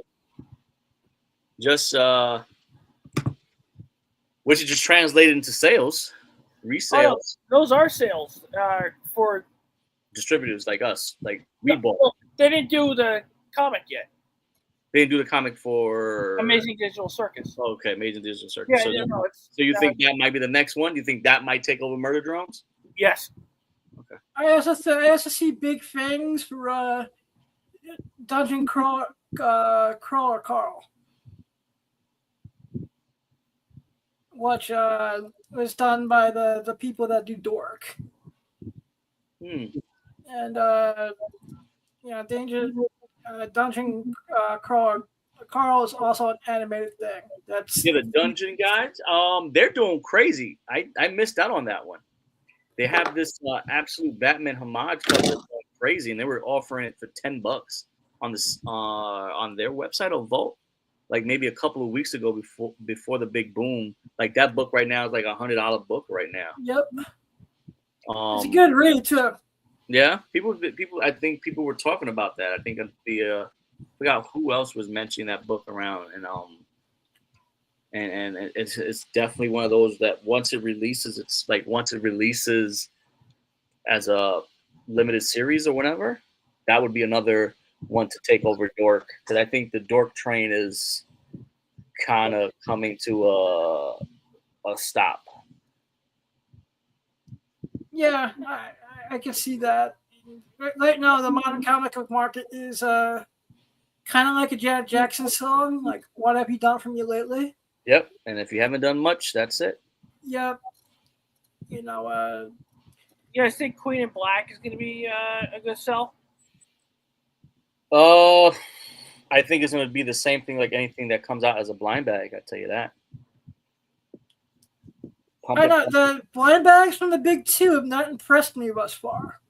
Really? I once again, I'm being biased. The Daredevil. The Daredevil one I thought was the best out of Marvel, and the only thing that really messed up the first one was the damages.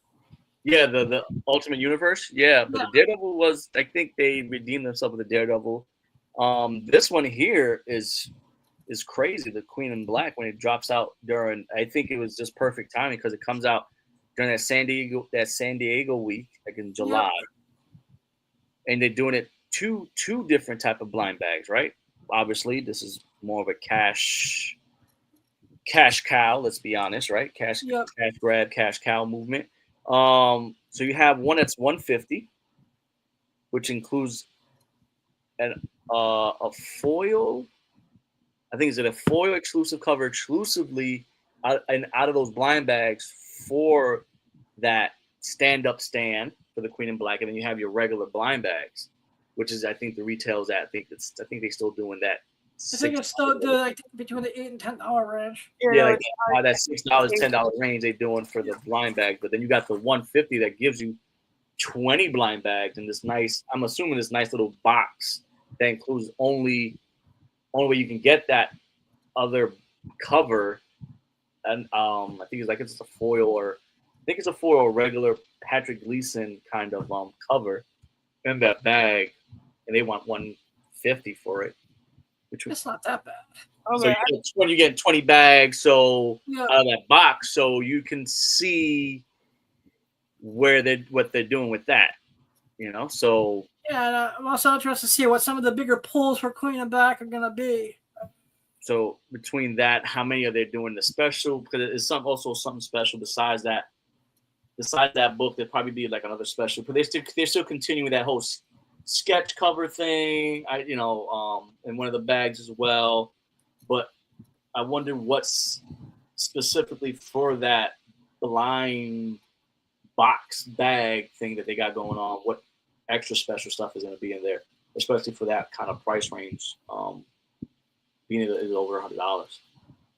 Besides it being 20 bags and all this other stuff, so it's going to be a blind bag bonanza with that shit because dudes are going to, including ourselves, I'm definitely going to try to plan big, especially obviously with the blind bags. The best place to do that is with streaming, and that audience there is to see, see how many blind bags, see many, the blind bag is going to be crazy. We're going to be pulling out of the 20 bags box and out of the regular blind bag that they're really selling already. So it's going to be, it's going to be fun to see that with. So they definitely taken advantage and they've seen the effect of the blind bags.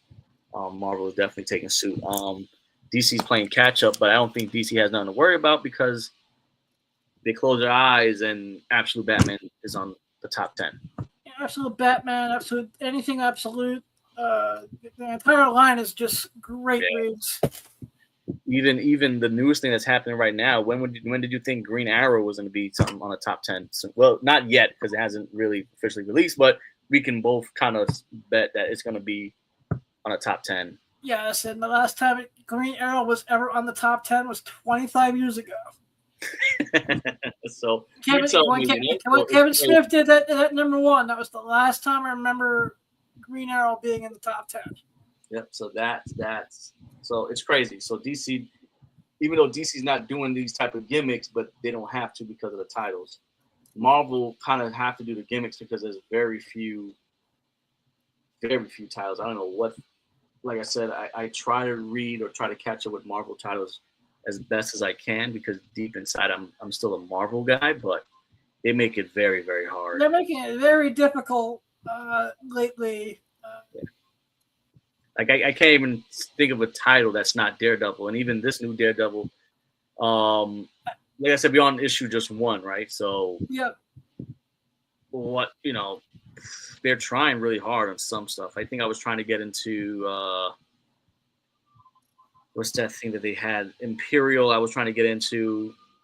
That was a bomb. I'm not gonna lie. I'm kind of digging Death Spiral. Death Spiral. I haven't got a chance to read that one. It's fun. If you don't take it too seriously, it's actually fun. Yeah. It has a Maximum Carnage vibe to it. Okay. And it's really trying to have the characters all catch up with each other. Oh, Maximum Carnage just got re-released on PS5. I saw. Yep. I definitely saw. X-Men 1 arcade. Yeah, I definitely saw. I was like thinking of pressing that button. But they also released the X-Men arcade game too. Yeah. Yeah, Welcome to Die. Ah, sweet. Yeah.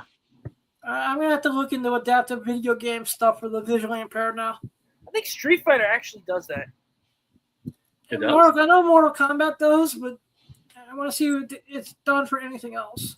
Yeah, there was actually a pro blind Street Fighter player at EVO like a few years ago. Yeah, he has a YouTube channel. I'm trying to get him to come on the show. Oh, nice. JV, I think we should be up to almost the end of the list. Well, we know the last thing on the list, JV's just going to rickroll everybody. No. Actually, since Calamity's back on I the think show, I put this on because as soon as I get sent Calamity the link, something we have not played on the show in a very long time. So, Wait, watch your ears, people. Let's go after you. May see blood and I'm losing mine for a minute. 1877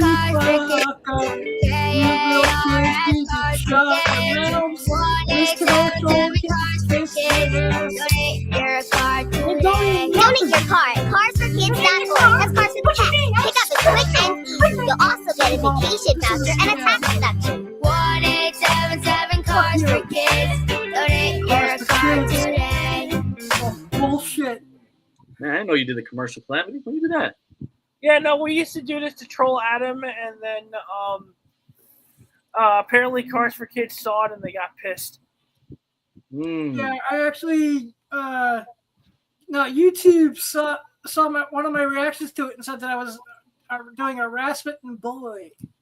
You harassment and bullying. Stop harassing the Cars for Kids, Adam. Wow. I think it's the first time Calamity's been done in about a year and a half. I figured we would just play it for old time's sake. He said harassing those kids, huh?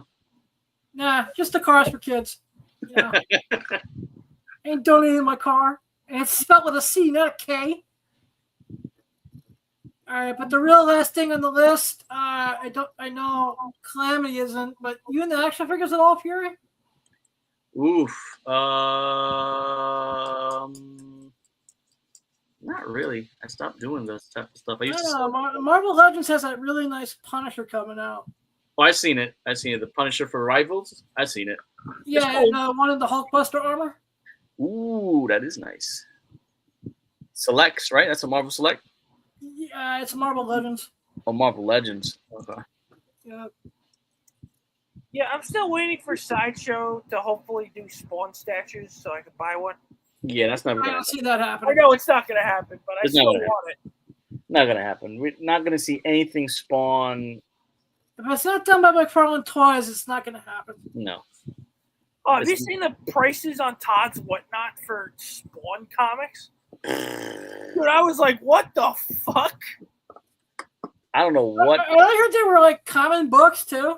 Yeah, he was running like issue number 7, at least $500 or some shit. I was like, what? Holy shit! No, that was actually a really rare book that I wanted, but it went for too high, which was the 2:21 ratio. Oh, that would have been nice. It was like, good luck fighting that. Yeah. He had some stuff there. I was popping in and out. Like I think he had like Japanese versions or something over there. I haven't seen those playing cards. Yeah, like the playing cards. I was like, oh man, how much? $800. All right, let me get the fuck up out of here. Yeah, Or that Venom sketch that went for like nearly $10,000. Yeah, that's the one that went for a couple grand. That was nuts. I was like, shit. Yeah, man.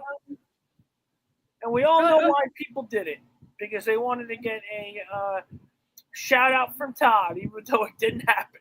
It didn't happen. This time it didn't happen. I don't even think he rate anyone. I'm not even sure if he rated anybody. No, I don't think so. No, he didn't even do that. It would have been funny if you like rated Liefeld. Oh. Yeah, just because they have that WWE style feud that's been going on for decades. So. Well, they've been friendly lately. So. Yeah, no, they're a little too friendly. I wish I could sell a book to Todd. That would make my life. I think, but Liefeld gets a bad rap. He really is a sweetheart. I've sold a book to Liefeld. How'd that go? It went great. I sold him. What was it? I think Wolverine 135. Really? The second Deadpool fight. Yeah, the 155 is what you sold him, I think. Yeah, that's what I meant. Oh wow. And you probably needed a copy for a signing or something. Yeah, I sold to a lot of artists and writers. Like I didn't expect selling like books to Arthur Studio. Oh yeah, when he comes by the show, I seen that. Yeah. No, he buys off my eBay. On eBay. What? Him, Sam De La Rosa. Who else? I had Ethan Sachs actually buy from my table, which was cool. Oh, that's cool. And I'm mad because I actually had books for Brian Pulido that he was interested in last year, and I didn't bring him, which he wanted a full run of Supernatural. Oh, man. And that's actually a tough run to find, though, too. Yeah, I got it off of eBay for like $10. What? That's a good find. That's a good grab. Yeah. No, I always find like cool, weird shit off of eBay for cheap. Like that lot that had like the Dungeons and Dragons book that I got like $200 on for like $5. Oh shit! Yeah, good luck trying to find that again. Yeah, exactly. Oh, I could find it. I mean, hell, if I could get a fucking Silver Age collection for free, anything's possible. That's true too. Yeah. All right, guys. Fury, you have anything coming up as far as Whatnot in the next week or so? No. Besides that big show, we're still working on some projects happening. The next big thing for us It's gonna be Terrificon? no, not Terrificon. No, San Diego. Sweet. That'll be the next big, slowly announcing some exclusives on that side. So we're dealing with a couple of, once again, some artist stuff. Like you'll see Pandy again, another brand new artist as well. Like this year, I've been working with brand new artists, just because of time restraint. With the bigger artists, you got to catch them when you can, and yeah, pretty much that's it. Try to catch them when you can. Between them and the projects that's being solicited for us, because sometimes they'll tell you a project is happening in July or whatever, or June, and they want the art like that second week of that month, and you're like, there's no way humanly possible an artist can do that, especially a busy artist as well. Like the new guys, the guys that are hungry, they'll do anything, they just want to get published. But you try to get like a Carla Cohen, and you give her that information, she's just going to probably, unless you have a great rapport with her or you've done some stuff in the past, but if you're just off the street and you're telling her to do something, very unlikely she's going to be like, yeah, kid, maybe next one. So that's part of it. I look forward to everything that Fury Comics is doing, and I thank you for the friendship, love, and support.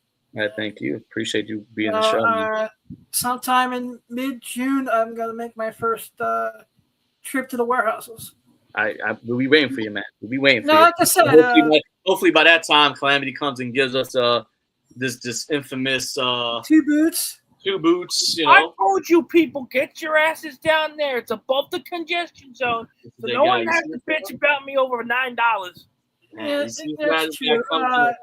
Comes to the warehouse empty-handed, always tells us about 2 booths, can't even bring the Uber the pizza to us. It's just, what's up with that? Yeah, what's up with this guy, man? Surprised at that you still let him in the work. The thing is, he spends like a good amount of money, and hey, I provide. I don't know what he's telling you, Adam. I don't know what good amount of money, but hey, I provide good ideas too. Yeah, what you never let us forget. Just, he makes time kind of disappear. You know what I'm saying? He just but I like Mark, Calamity. You and I, we bust each other's balls constantly, but without saying on camera everything I have going on in my personal life right now, because I'm in the process of putting it all in order and behind me.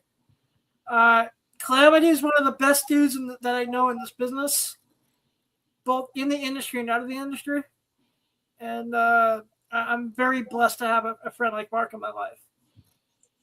He here for Mark. So you're gonna be, where's your new location on the street now? I'm on 59th and First Avenue, right in front of Trader Joe's. Oh, nice. And also eBay/Calamity Collectibles. Learn how to read people. His shipping policies between 5 and 30 business days. If you can't do it, don't bid on his fucking auctions anymore, please. Oh no! Did you hear about the auction news with eBay? Oh, I love that. That. Yeah, I heard about that. I can't wait to. It's already taking effect, right? I think it's in May. Ah, man. Yeah. I can't wait till it takes effect. Ooh, boy, I'm ready. I can't wait to see those messages. Oh, I made a mistake. Me too, buddy. Yep, sorry. Here's a mistake. You can live with your mistake now. Bye. Oh, no, I always decline a cancellation because you know how to read. You press the button. You can wait. Yeah. Especially if it's like what kills me, and I know we're trying to wrap up, but what kills me is if there's a bidding war that's happening, and you can see it, and I can see it, and you go and you win it, and then you tell me you want to cancel it, I just scream to the heavens and go, get out of here, man. There's no way I could do this to you. You wasted everybody's time. You was bidding up and down for someone else that really. If you're really bidding that up and down, You Yeah. wanted the book. Who are you trying to kid? You're just pissed off because you didn't get it at the price you You wanted. didn't get it at the price you wanted. Yeah, it's like that's what kills me. And there's a line in the song I think everyone on eBay should remember. No one to hold them, no one to throw them, no one to fucking walk away. Yeah, that's absolutely 100% true, man. You know, But yeah. Well, guys, it's been fun. eBay would stop people from filing false payment disputes. Oh, that's another one too. I just don't like. I want to see if they get a stronger review policy sometimes. They just let them guys write whatever. Oh yeah. They just write whatever. Like I said, I don't even need feedback most of the time because hey, as long as if my item comes in good, I'm just happy. I just like move on to the next thing. Yeah, that's just crazy. Yeah, of course, everyone can also follow JV Wheels at I am JV Wheels _ everywhere on the internet. You know, JV, love you, man. I always thank you for being a part of the show each and every week. Same here, bro. You know, and everyone, Instagram at The Real Blind Adam. And remember, you don't need to have a vision. I love you all. Blind Adam out. Waka waka. Later, guys. Later.